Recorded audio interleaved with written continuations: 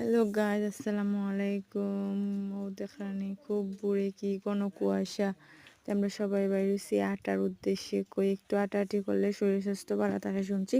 আর যেহেতু ঘুরানি তাইছি তাইলে তো মানে আটা লাগেও, আর অন্য জায়গার পরিবেশ দেখতে অনেক ভালো লাগে। তো দেখুননি চারিদিকে কোনো কুয়াশা, আর আমরা সবাই মিলিয়ে আটাত বাইরেছি।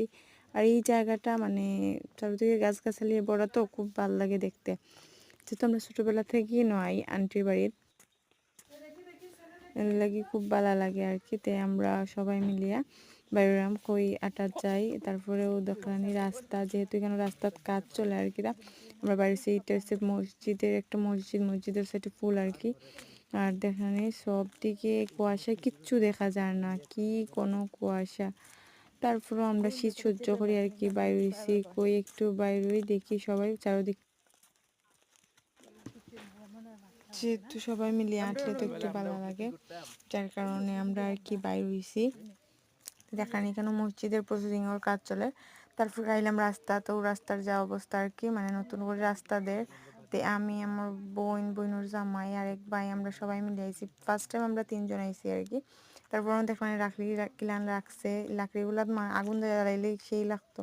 তারপর ধরুন চারিদিকে ধান টান নাই, অবশ্য নতুন ধান চাষ করা হইতাছে, যেটা আমি আগে একটা ভিডিওত কইছিলাম যে বৈশাখের বড় ধান লাগানি হয় আমরা এলাকাত।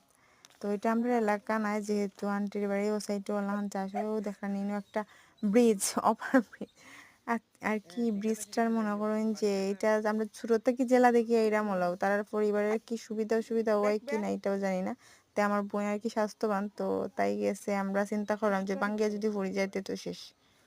তেও তাই আটের কি ভাবলি আটি আটি, আর মানে কত সুন্দর এই জায়গাটা দেখুন। জায়গাটা দেখলে আসলে অনেক ভালো লাগে। তো তাই অন্য আটি আটি আর আর আস্তে আস্তে আর আমরা কইলাম যে সাবধানে যদি ফুরিয়ে যাস তাইলে তো শেষ।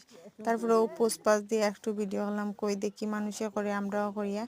তারপরে ভিডিওটা যদি ভালো লাগে লাইক দিবা। আসসালামু আলাইকুম, সবাই ভালো থাকবা।